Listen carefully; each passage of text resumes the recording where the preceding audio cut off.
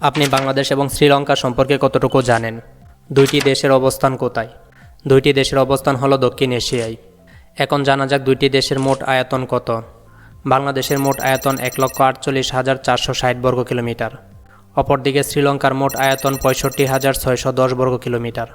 দুইটি দেশের জনসংখ্যা কত? বাংলাদেশের মোট জনসংখ্যা 175 মিলিয়ন। অন্যদিকে শ্রীলঙ্কার মোট জনসংখ্যা 23 মিলিয়ন। দুইটি দেশের কোন জাতিগোষ্ঠীর লোক বেশি? বাংলাদেশে বসবাসকারী 99% মানুষ হলো বাঙালি। অপরদিকে শ্রীলঙ্কায় বসবাসকারী 75% মানুষ হলো সিংহলি জনগোষ্ঠীর। দুইটি দেশের মানুষের মাথাপিছু আয় কত? বাংলাদেশের মানুষের মাথাপিছু আয় $2,770 মার্কিন ডলার।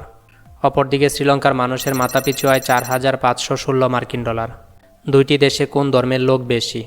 বাংলাদেশে বসবাসকারী 91% মানুষ হলো ইসলাম ধর্মের বিশ্বাসী।